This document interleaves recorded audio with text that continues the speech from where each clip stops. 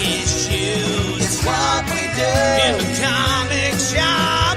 It's what we do in the comic shop. It's what we do in the comic shop. It's what we do in the comic shop. It's closed.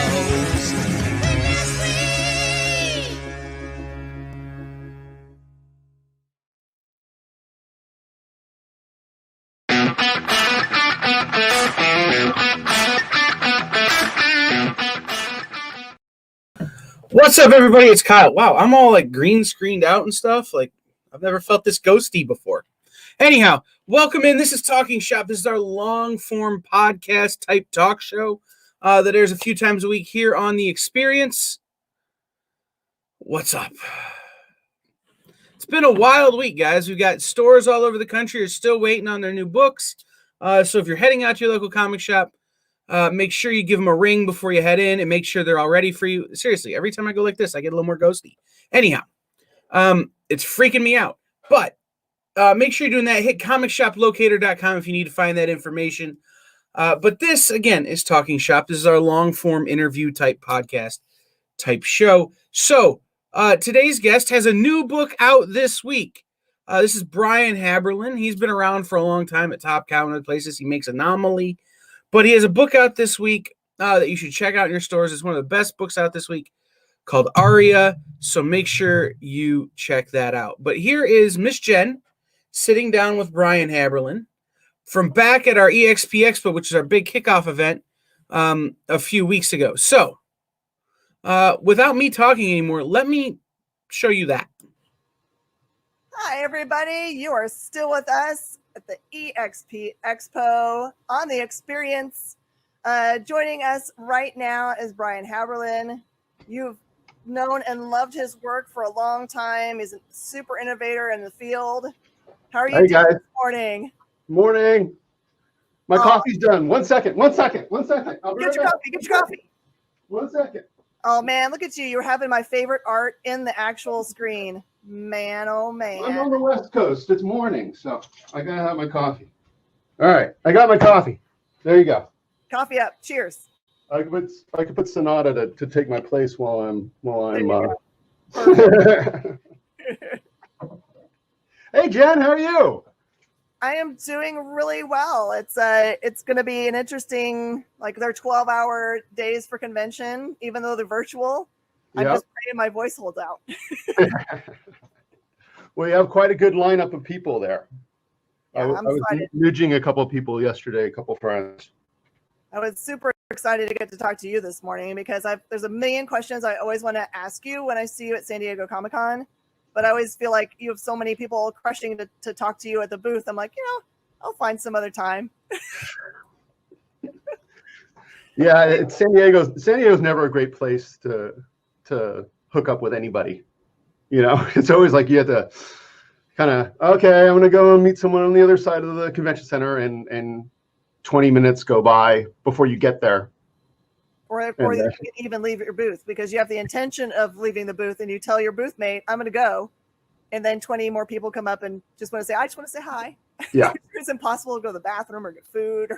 Yeah. All that stuff. All right. So I'm just going to approach this interview with the idea that there'll be a great many people that are just like me and have always wanted to know a great many things about you and all the awesome things that you create. Because probably a lot of people know you primarily from your work on Spawn. Mm-hmm. But you've done so much more. The way I met you was honestly looking at your the technology that you created to make parts of comic books and regular books just pop right out and look like a 3D creature and have animation. How did that start? Well, that goes back to the origins of Anomaly. So I was editor-in-chief for Todd McFarlane and running his comics company at the time and drawing Spawn at the same time. And I was working with him and Robert to launch their Haunt property. And so it was a really tough time because it was when DC and Marvel had just exclusivities up the you know what. So anybody who was anybody had an exclusivity that was for long. I call it, people go, hey, so you want to take over Spawn? What do you think? Da, da, da. Or Haunt? And they'd be, yeah, it sounds great. So when are you available? 4 years from now. Oh my. Okay, I got to do something else, you know. But you'd be in these meetings, and we'd have artists in the meetings, and you'd have Todd going, yeah, Bud, you don't want to be known for doing Stan and Jack stuff. You want to be known for doing your own stuff, you know. And Robert would chime in, and I'd be sitting in the back of the thing going, yeah, I used to do my own stuff, you know. So that was the point where I said, you know, I got to be going, you know, and nothing wrong. I mean, Todd and I still have a great relationship. You know, I just did a cover, you know, he'll call up for whatever, and we have a great relationship. So the idea was I was going to go start my own thing. I was going to do create our own. And Marvel made it very clear that I could do basically anything I wanted to do over there. So that was going to be the bread and butter money. And then I was going to do a create our own project over at Image, and you know, and see how that goes. And then I was hit up by Skip Brittenham, who back when to jump back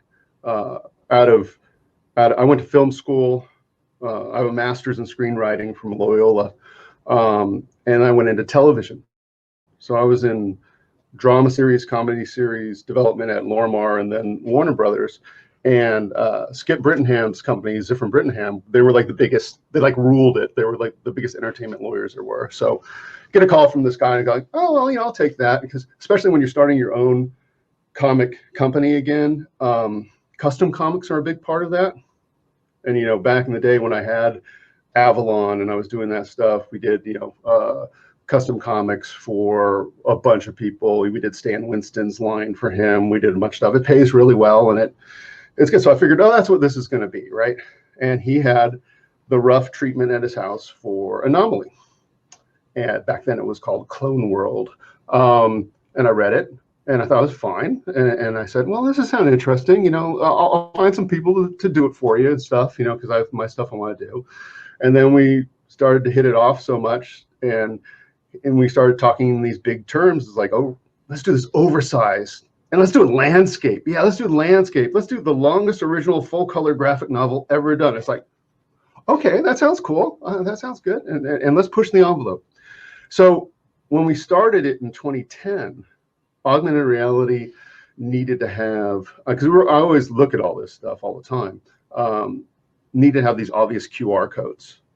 So you need to have like a QR code sitting in the middle of your page, you know, and I never wanted it to be something that you had to do the augmented reality. I wanted it to be an add-on, an option, or whatever. And then in later that year, the software development kit changed, and you could trigger augmented reality off any image. So then it was like, okay, we're ready to go.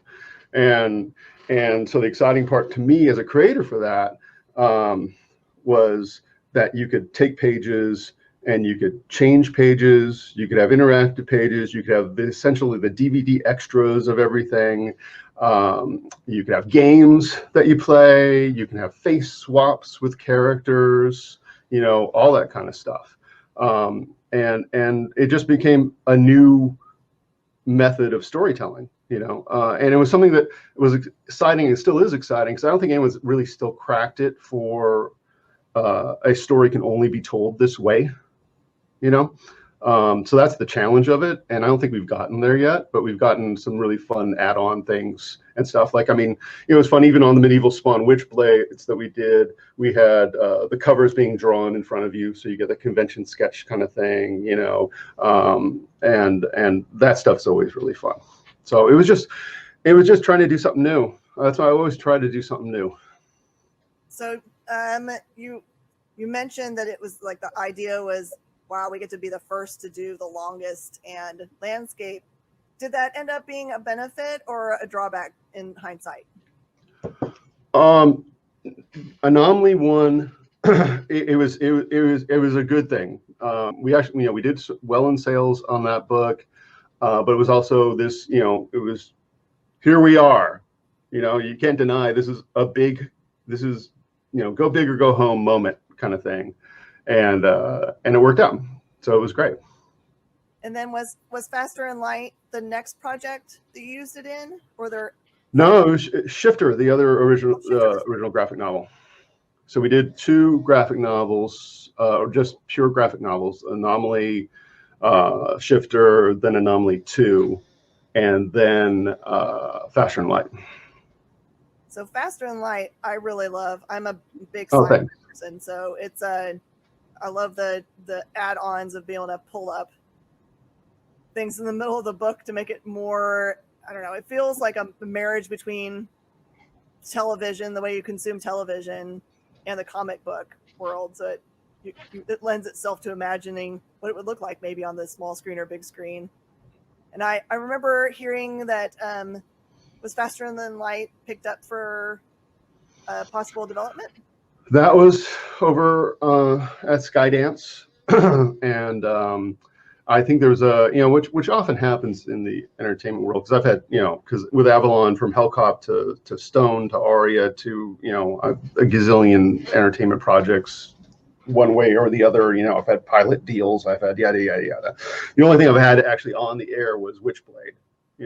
That was the only creation so far that's actually gotten there, because there's just, I hardly ever talk about them, because it's just the odds of them finally landing, at the end of the day are long. But anyway, so they had it, and their take on it was something I wasn't interested in doing.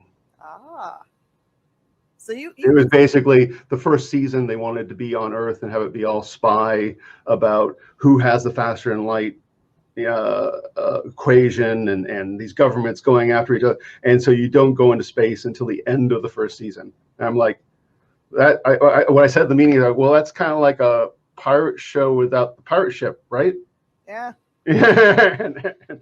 and they really didn't have a comeback for that. So but that's happened before. There was Hellcop was for years with Gail Ann Hurd, and because she had these German investors, Valhalla was back then, and just every year we just renew the option, and finally she didn't have the backing money anymore. Okay, the option's running out in a few weeks. We want to take it out, and they pitched me what they were going to do, and I listened to the pitch, and I got off the phone, and I talked to my manager, and I go, I wouldn't make that movie with their money. Again, it was like, and it's also like one of those things very often creators get. It's like, well, maybe you should have just bought the title from me rather than what the story was and the characters and all that kind of stuff. Yeah. So again, that was one where it's like, okay, they have 1 hour to pitch it, and they ran around a day really fast everywhere, and they couldn't sell it. So that was good, because Virgil will be coming back, I think. Oh, good. Brainy asked, have you ever considered doing your own animation series for Faster Than Light? I have. I've played with it, and maybe I'm playing with some other stuff right now. So maybe, Maybe is a good thing. Yeah. All right. So I think a lot of people think there's just like a lot of mystery behind the scenes about what happens when someone says something's been optioned or something is going into production. And you worked in TV and behind the scenes. Can you just like, you can have a whole long time to describe what this looks like. What is the mystery behind the scenes? What does all of that mean? You mean from the soup to nuts? Someone actually doing the option to begin with? Yeah, soups and nuts. What does it look like? So, someone decides that they like the thing. Like when for example, when The Marked came out, there were at least 6 producers that actually make things, knocking on the door for that one. And you kind of look at, there's 2 different ways to look at it. So from the creator point of view, which is going to be, one, someone's going to do something that you want done, right? And 2, they have good odds of actually doing it. Because between you and me, I've taken option money on some of my properties before, knowing that there's no way in hell these people are going to be able to make it because they weren't at a level to do that. but they're going to give me $15,000 for a year for it. Okay. Yeah. Okay. But anyway, so someone decides that some company or producer decides that they want to get whatever the property is. And they reach out to you and they make an offer. And usually there was some sort of money involved and some sort of time involved. Usually it's a year, 18 months is the option terms usually, because you want to have enough time that if I flip on the other side, if I'm now the producer getting the property, I want to have enough time to put together a package that I can sell, and that can take time. And so the producers then, get a writer, get a director, let's take the Sonata experience. So that was great because it was with Ridley Scott, and one of my groomsmen at my wedding is the president of his production company. So a guy I've known for decades, who's a dear friend. So I knew it was going to be in really good hands too. And then we go out and they give me a writer's list. These are the showrunners we think would be good. Here's samples of their stuff to read. That's when it works well. That's the good development process for the creator, right? It's like, or you're even involved in writing it at the end of the day. The other way is you're completely shut out, and they kind of give you some lip service about, oh yeah, da da da da da, but you have no control whatsoever. You're wrong. You're along for the ride, So sometimes it's a matter of, if it seems like it's going that way, or if it seems like that's a place that you'd be dealing with, you just don't do that option. So so is that part of what's in the contract when you signed to give? Well, if you already signed everything up and it goes that way, it's going that way. It's just going. Okay. There's not a lot you can do unless you have some sort of leverage in some way, shape, or form. Somebody that can do something or whatever. But for a lot of creators, I'm sure that's not how it goes. How far into the development does it have to be in order to the option to make, for example, that the option period is over, but they're really moving forward to develop with it? How much has to be done for you to say whether that's good enough, or you're just taking it back? Yeah. At that point, it'd be, are things going well, or are things not going well? And technically you really need to have them cough up some more money at that point. Can you take back the property? Like, let's say if they've produced a pilot and it's just a hot mess, can you take back the option? If the option is out, if it's over, in the option, there usually is some sort of an option to renew. But if you do those agreements correctly, usually it has to be a mutual option. Mm-hmm. So then you can say no.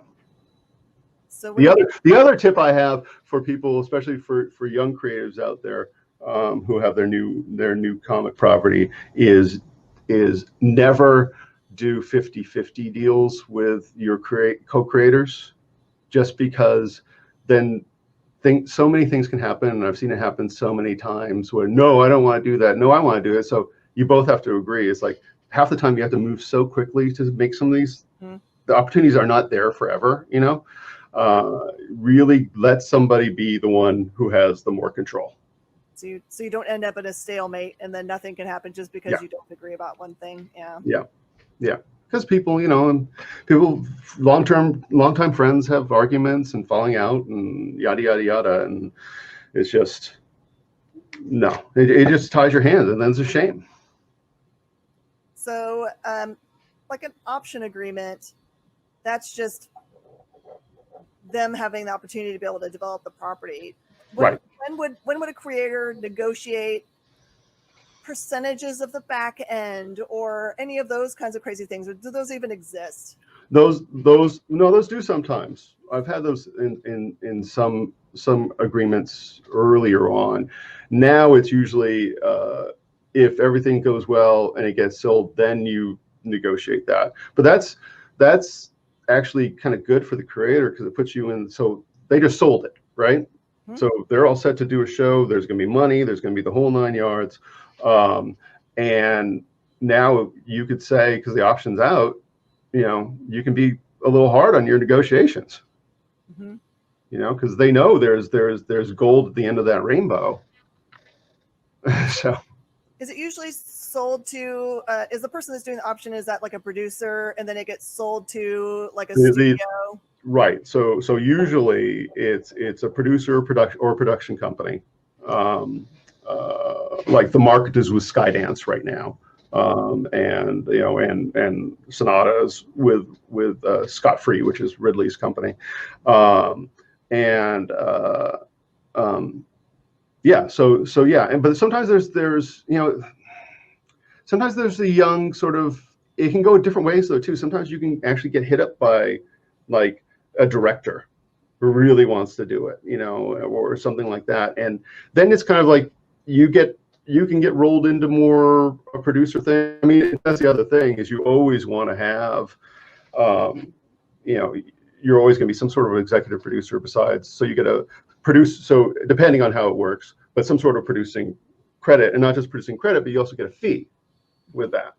So that's always something to calculate, because that's always the sad part. Because there's a certain amount of bottom feeders, bottom feeder entertainment attorneys in the comic industry, who take advantage of young creators. And what they do is they do these deals when they do an option for them to a production company, is lowball the option money, and then they're attached as a producer and make $400,000, and you made 20.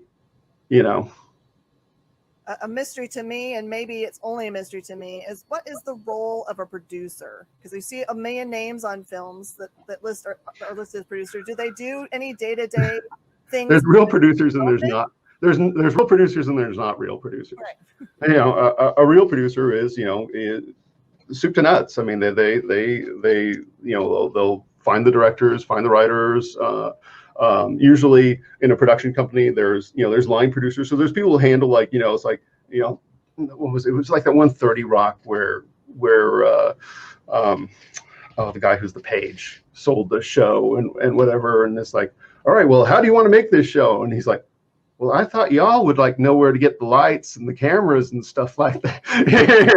It's like, so there are people who handle, different levels of the production. It's bigger, smaller, and stuff. But yes, I mean, there are definitely producers who get paid that don't do anything. But there are real producers that actually get stuff done and work day to day and work hard. Is there any difference between an executive producer and just producer as a byline? It gets different in depending what you're talking about, film or television. Those roles get a little different. An executive producer in TV can be, a big person who runs the whole thing. I mean, I remember, and it's funny too when you deal with these people. It's like they have different ways of working too, which is kind of interesting. I remember, God, which show was it? It was. I want to say it was like Knots Landing, when I worked on Knots Landing. It was one of those situations where because you have writers' rooms and stuff, and people who do scripts and everything, and you get first drafts. And part of our job in current programming was looking at the drafts, looking at the cuts, doing table reads, that kind of stuff like that. And you get these scripts, and the exec producer on that show was like, you'd get a script, and then it's like the exec producer needed those bones of that script, and he would do a total rewrite of the script. Total, and it's like, I always felt bad for the initial draft writer, because it definitely wasn't at the end of the day, and that happens all the time. I mean, I on a big sci-fi show right now, I know a guy who was brought in to rewrite their scripts, and on a major franchise that's happening right now, and his job is to plow over the original writer. Yeah, Brainy says a lot of work for the real producers. Yes. Yeah. Speak to your time working in TV. That there's so much that you've been part of that I've always wanted to know about. What does working in TV look like? Well, it's fun. I loved so I started at Lorimar, which is now the Sony lot. Okay. Big, huge lot, but it was like sound stages. And then when Warner Brothers bought our television division and we moved it to the Burbank lot, that was fun because they had Western Street, they had New York Street, I would often get my lunch and go down to the Western Street and sit on the front porch of the saloon, have my lunch, or I would often have lunch on the front porch of the Walton's house. There was little lake back there, and all that kind of stuff. That was the fun part. The tough part is when you're young and getting into it. It's very clear that and I've had it told to me once. It's like there are people that would pay me to do your job.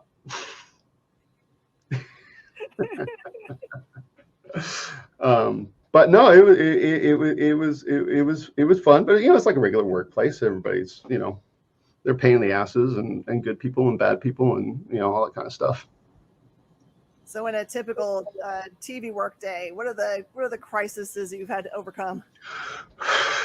Well, again, I've always worked under somebody. So when I started, it was Deborah Morris in drama, and I was co-working for David Zuckerman in comedy. And David went on to doing co-created Family Guy, did Wilfred, a ton of fun stuff like that. And then when I was at Warner Brothers, it was under David Zucker, and we did that was all current programming. So current programming means once Warner Brothers has sold a show to NBC, CBS, whatever that may be, our job is to make sure that everything is smooth between the production company and CBS or whoever it is. And so we'd see drafts of things, help with some directors lists if they needed that kind of stuff. But usually you hired a production company that's good and professional, and chances are there's very little for you to do. Mm-hmm. But sometimes things are really, you have to do something, mm-hmm. and then it becomes a lot of work. But usually it's not a lot of work because you hire professionals. It's only when the wheels come off the bus is when you really have to start getting hard work. You find yourself doing a lot of like moderation where it was just a misunderstanding between the two? Yeah. No, absolutely. There was, what was it? Sisters. I remember that. Do you remember the show Sisters? Maybe not. It doesn't matter. It was an old show, but there were definitely schisms between executive producers. Mm-hmm. I hate you. It's like, we still have to do the show. They're not talking. We still have to do the show. So there are people relying on you to just suck it up, Buttercup. Yeah. The egos get really big. But you get some fun things. I mean, not fun things, but actually sad things. It's funny when you have, like we were talking about the development process. So we've had shows back when I was in development where there's so much rearranging of what the show was that these guys set off to do, from either the network notes. And we had on shows before, we had network notes, and then the president of the network's wife gave notes, and yada yada yada, and the whole thing became this different thing. And I've had executive producers sitting in our office saying, how do I get out of this? And they sold a show. It's going to be a TV show, and they're going to make a whole bunch of money, and yada yada. And they're like, how do I get my name off of this? Mm-hmm. Yeah. So was there a clean transition between that part of your life and comic books, or did they stay married for a long time? So when I was 18, I had my first offer to go do some pencil work at Marvel. And that was Jim Shooter and John Romita Sr. at San Diego Comic-Con when I was bringing around my samples and stuff. But it was really a bullpen situation, not a, whatever. And back then, I'm a West Coast guy. You had to move to New York, and the pay was really, really, really bad, and they wouldn't guarantee you work. And so I went to film school instead, But I always still liked comics and always kind of worked on things. And I had, if you saw the office, I had my Amiga computer and stuff, and so I'd be doing graphics and stuff on the side. And I was always doing illustration and things on the side as well. And every year I'd especially I'd go down to San Diego Comic-Con with my portfolio in hand, because I did find out that I didn't want to do that. I didn't want to be a TV executive. That I knew for sure. Okay. And what I did learn, though I wouldn't mind being well-paid talent in television. That sounds good. But I was developing all these different new techniques to do comics. For example, scanning pencils back in the day, computer coloring, all that kind of stuff. And I'd go down to San Diego Comic-Con, portfolio in hand, and get summarily rejected, year after year after year. And then there was my friend Rod Underhill said, "Hey, I'm going to have a table in the small press area. You want to join me there?" And it's like, yeah, sure. So I had this big Green Lantern inkjet print that I penciled, inked, and colored, and had a 3D modeled power battery behind him and big 3D modeled wings behind that. I had a big CRT monitor on the table back when they were deeper than they were wide, and that had a 3D modeled Spawn on it coming down and landing on a thing, on a loop. And the year before, I couldn't get hired for my life, and then everybody and their mother came by and offered me work. Do you think it was because of the really professional setup that people took you more seriously, even though your art was just as good as it was before? I don't really know. At the end of the day, I think maybe okay, let's jump back. So the problem with most portfolio reviews for young artists is the person doing the portfolio reviews, especially back then, was somebody who really didn't want to do the portfolio reviews. And it was always like low man on the totem pole. So it was never like the editor. It was the assistant editor, right? And they weren't an artist and they weren't really a writer either. And they were kind of they would give you notes from rote. I mean, they wouldn't know what's wrong with that panel. They would just go, oh, I've been told vertical panels are bad, or something like that, and they don't know. So I think that was part of it, because then I had people who were actually making comics. Like, I mean, at that show, it was like, God, it was everybody. It was Mark. I remember Mark was fun. Mark Silvestri, when he came by, was funny because he was with his brother Serge. He came by and he was looking at the stuff and he goes, "Don't talk to anybody else." Don't talk to anybody else. And then just right after that, which was funny, John Nee came by, and John ran things at Wildstorm for Jim back then, and I was naive enough to know, because I knew Top Cow and Wildstorm were in the same studio back then, Homage, and I thought, oh well, I'll be able to work with the Wildstorm guys too, sure, why not? And that's when, as soon as you got an Image, you realized, no, separate air, no. And boy, there was such infighting back then, rivalries between the studios and stuff. Boy, I mean, you get faxes would be coming back farther, like, oh, this guy just ripped off this thing and the big circle on it and where it came from and stuff. And there was also just this really kind of crazy going after people for just ripping off talent. Mm-hmm. Just stealing people from other studios. And what years would this have been when this was all? 93. 93. Right as I was entering the industry. 93. There was a lot of there was just so much in. I mean, it was I think Image. I think Image is great. I love Image. But I think if there wasn't that infighting back then, if they really could have held together, they could have done even more, back then. Yeah, I watched on, I think it's on Netflix, the cool documentary about the beginnings of Image. That was like really eye-opening to see Like, I did not understand before that it was basically a mass exodus from Marvel for guys that really wanted to do their thing. That it was I like the genesis of things, where like people are a little bit renegade. Yeah.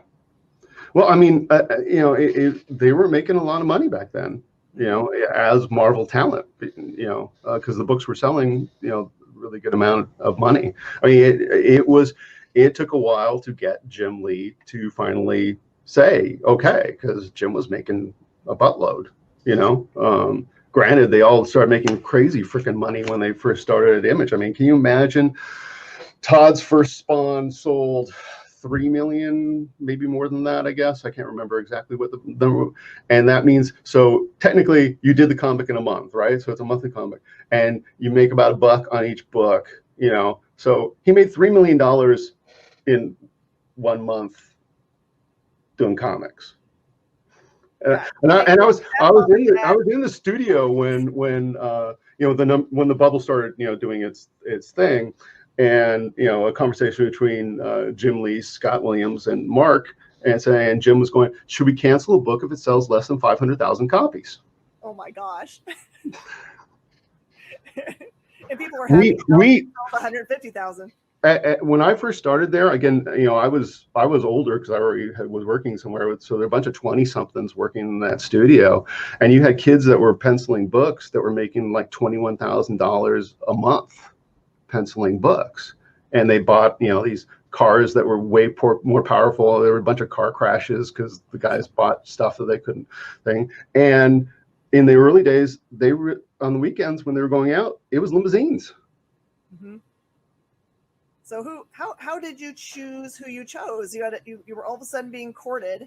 How did you choose? Well, the funny part about it is, because you know how often in comics, as comic fans, you're into it, especially like, you know, high school, teen kind of thing, and then you go to school or college and stuff, and it kind of wanes a bit. You know, you go down, you know, and stuff, and stuff. So I really didn't know Mark's work, because I was into, you know, the guys when I was a teen that were coming. It was Starlin and Frank Miller and Byrne and you know, and Bill and all these guys, and Mark and Jim Lee and Wilson, those guys were all like in that period, and Todd in that period when I wasn't following comics that much, or I wasn't following mainstream comics that much, that's for sure. You know, I definitely was looking at other stuff. And so, you know, it was a calculation. It was like my wife, before that San Diego Comic-Con, was like, she was working for executive producer on the same lot that we were working on, Warner Brothers. And she said, you know, get me out of here. And, you know, and Mark, it seemed like it was a good thing, and it seemed like it was an interesting thing. And I was going to start his computer coloring department, though I wanted to be a penciler. Okay. You know. But I was old enough, I guess, to realize that, okay, an in is in, you know, if you get in, right? Problem though with me was and this is going to sound like ego, but it's not. It's just luck. You know, I got to the top of the pyramid really, really quickly as a colorist, and then it was hard to get out of that. Yeah. Because people would throw crazy amounts of money at you to color something for them, you know. Well, if you're really great at something, they recognize the talent, right? Yeah, but it's not what I wanted to do. I secretly wanted you to say that you chose who you worked with based on height, because, you know, it's impossibly tall. Mark's a tall guy, yes. When I met him for the first time, I was like, "Ooh, I'm amongst my people," because I'm a 5'10" girl, which is kind of an anomaly, also. Yeah.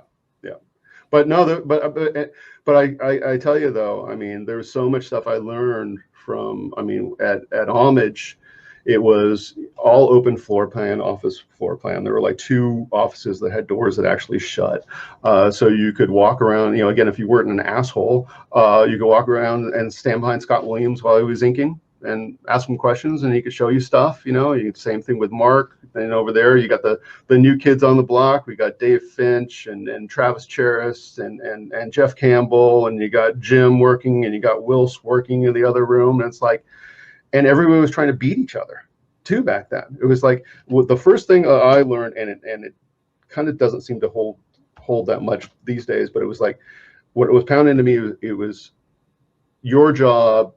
It was everyone's job to make the product better along the way.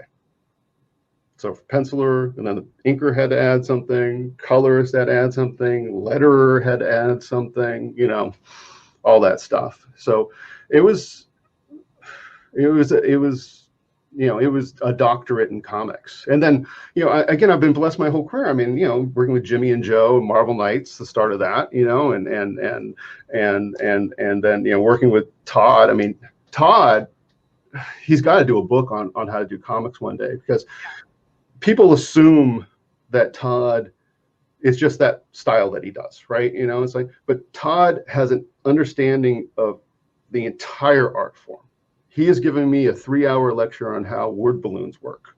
You know, he knows exactly how panel progression works. He knows exactly, I mean, he's amazing. And then of course, then the other guy that I got to learn from there, Greg Capullo. So it's like, you know, I've stood on the shoulders of, you know, I've gleaned stuff from all these incredible people. So does Mr. McFarlane attribute that to any particular person that taught him those things, or is he just brilliant and figured it out? And you know, like sometimes things are obvious to some people that are not obvious to others. Todd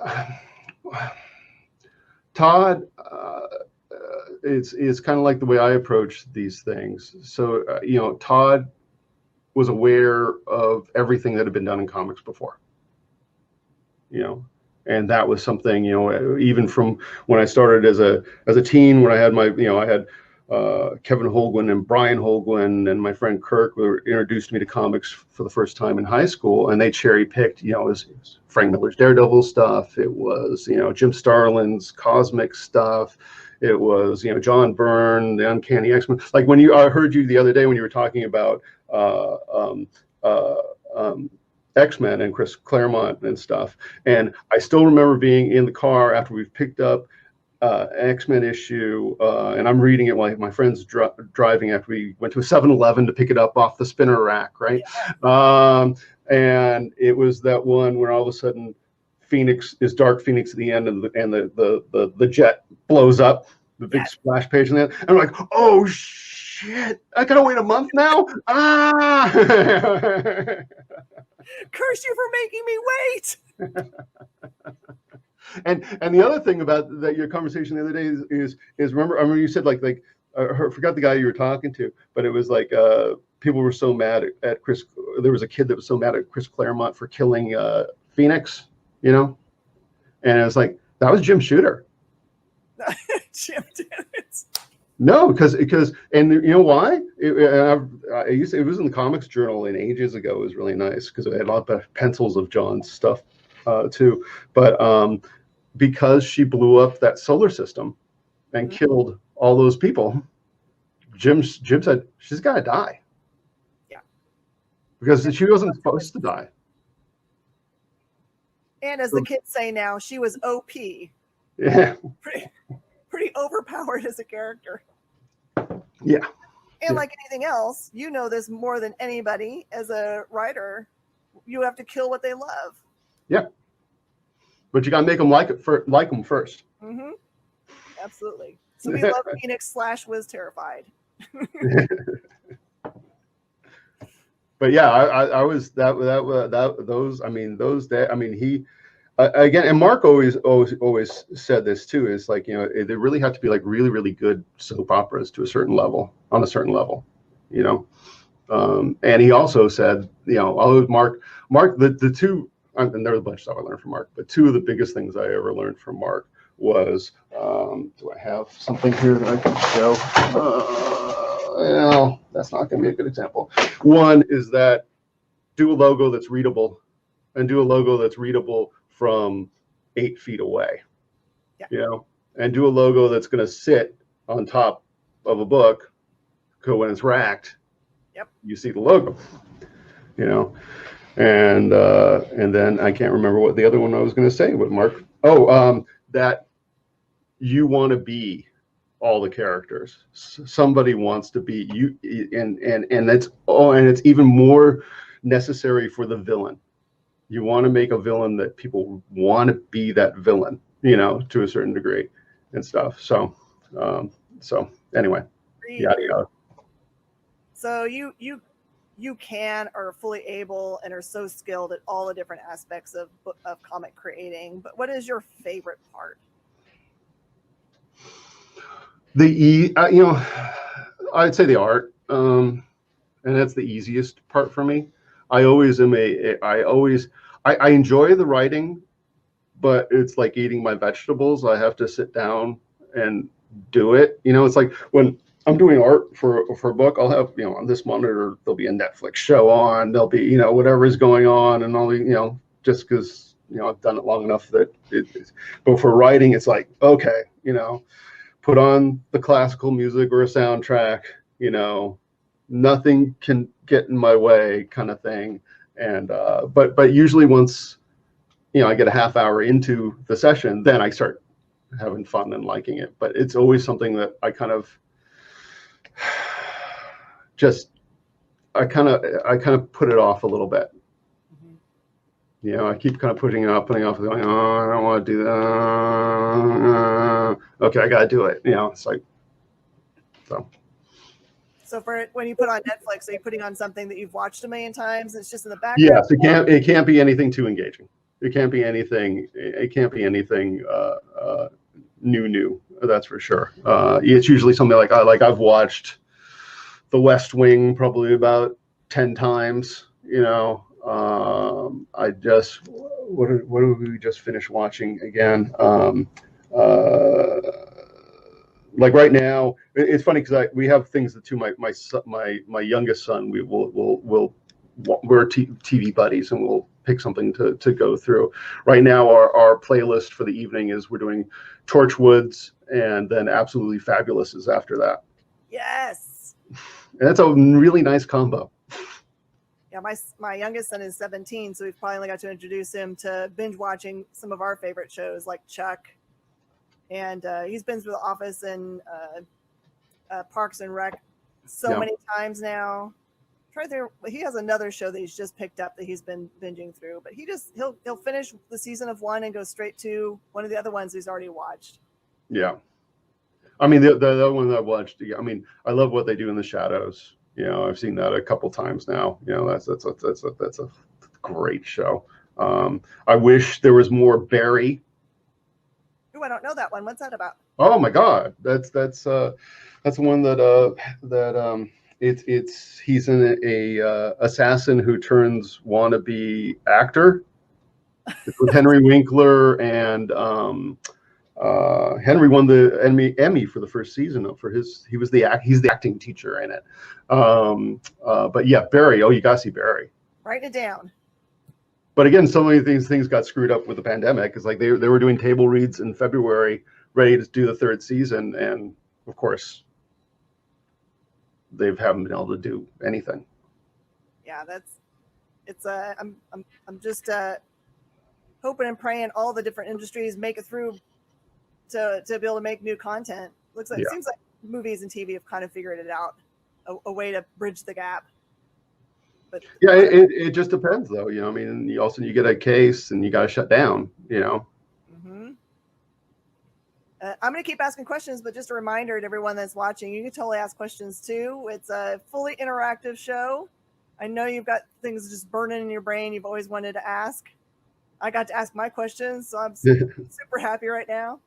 So what is your? Here, I'm going to show you something. Ooh, Let's see. We got screen one, share, move this over. So this is. Can you see the screen? There we go. Here it goes. Yep. So this is the new one that will be coming out from David Hine and myself. This is an adaptation of Jules Verne's Lighthouse, but we made it it's Lighthouse made it a sci-fi thing. And is it going to be called Lighthouse? It's Jules Verne's Lighthouse. Okay. Is what it's called. Oops, let me get out of this. So we have basically this massive computer that's called the Lighthouse that controls everything. These networks of naturally occurring wormholes, that there's no computer on any ship that could do navigation. So you have this thing that will cut huge times off your travel and all that kind of stuff. And if you control the Lighthouse, you control a lot of the universe. It's actually in my Anomaly universe. This takes place at the same time of the first Anomaly graphic novel. So it's in that same universe. And basically bad guys take control of it, and our good guys have to try and stop them. Like there's the black and white.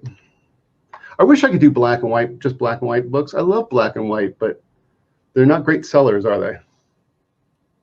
I feel like if you started in the comic book industry in the 90s like I did, you gravitate toward black and white because that's what I started loving the most. Yeah. But I think for the younger generation, I think maybe to them it reads as we didn't have enough time to color this. Yeah. True, it's just a true art form. Beautiful. I think Brainy said the cover image has a kind of a Robotech feel to it. Yeah.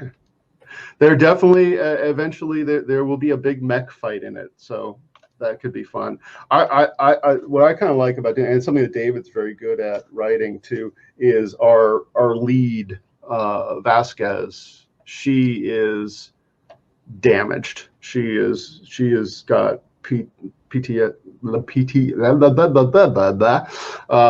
She was in a horrible war situation, and she's a very not quite balanced hero. She needs her meds. She has lots of issues. So you have someone who's set up to be the hero who is just ill-equipped to be the hero, and has to deal with a lot of personal issues at the same time. I think probably a lot of people are like me, that they're attracted to either slightly damaged or very damaged main characters. They don't have to be anti-heroes, but they need to be overcoming something personal. Yeah. No, I'm really looking forward to this one. And this will be April. And so the other recent books for you are Marked and Sonata, which are so beautiful. My staff fights over getting who gets to read them first. Thanks. Well, we're doing, again with the whole COVID thing kind of stuff. It kind of made me want to do this. This year I'm gonna be coming out with 3 miniseries. So this is a miniseries. This will be 5 issues. Start with a double size. Of course, we also have Aria coming out again, which has got some of the most beautiful art that you would ever want to see on the thing. When you look at these pages, they're just. Again, when we talk about doing black and white, I keep thinking that I should also do an oversized, some sort of Kickstarter for the black and white version, because it's just so. Come on, computer. Behave. Da, da, da, da, da. There we go. It's doing its own thing. There we go. Let's see. It's just. Oh my goodness gracious. They're some of the most amazing. Jay and Clado doing Aria back in the day.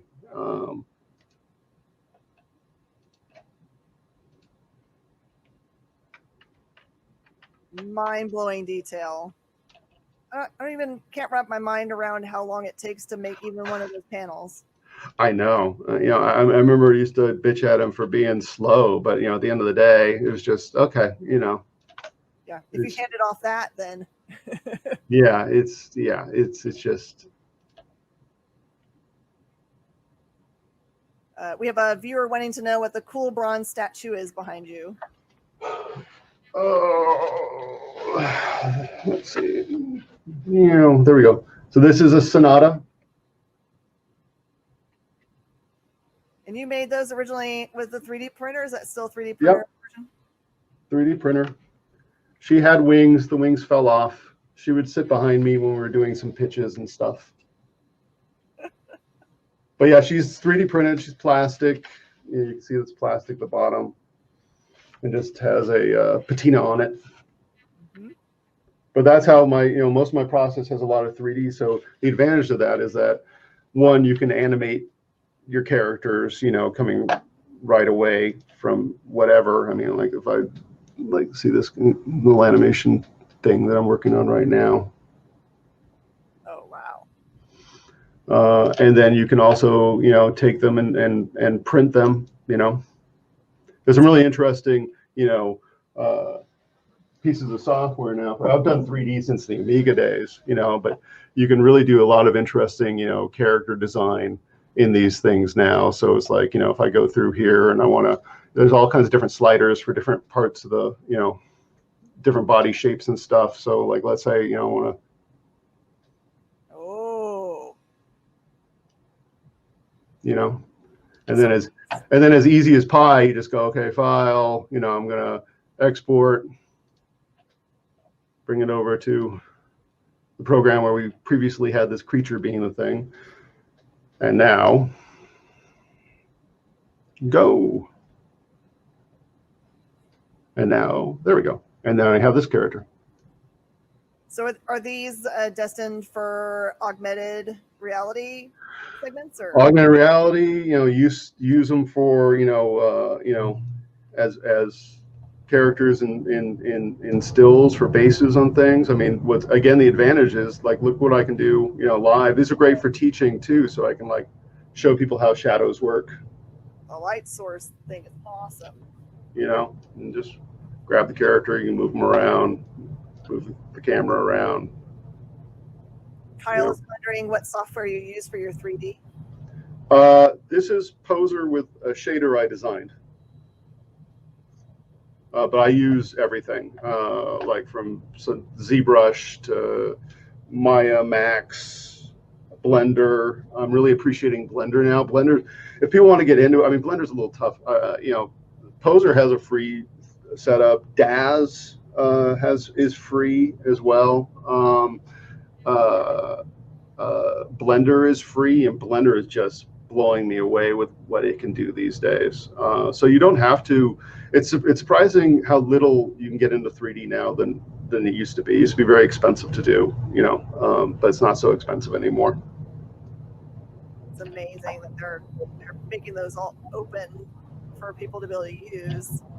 Yeah, and there's so many people. I mean, when I was at Marvel Knights, even Joe had a whole library of 3D stuff that he had custom made.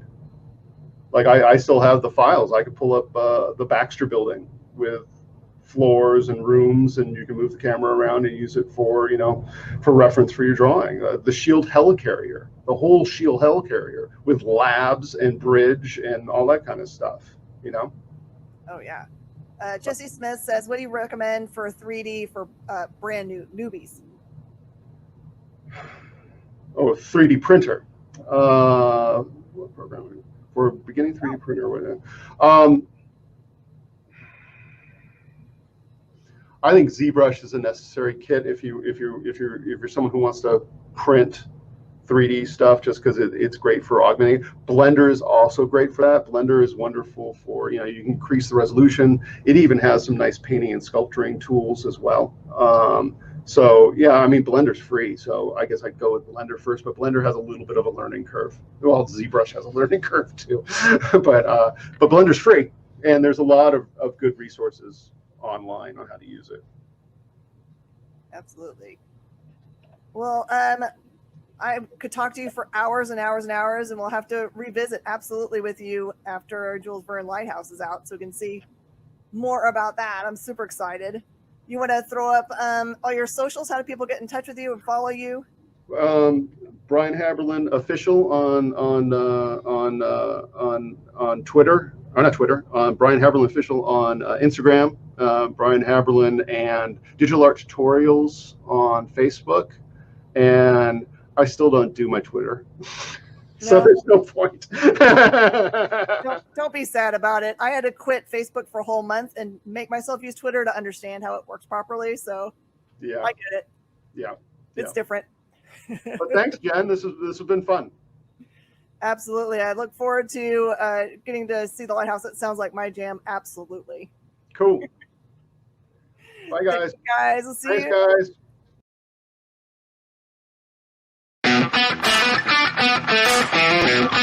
guys.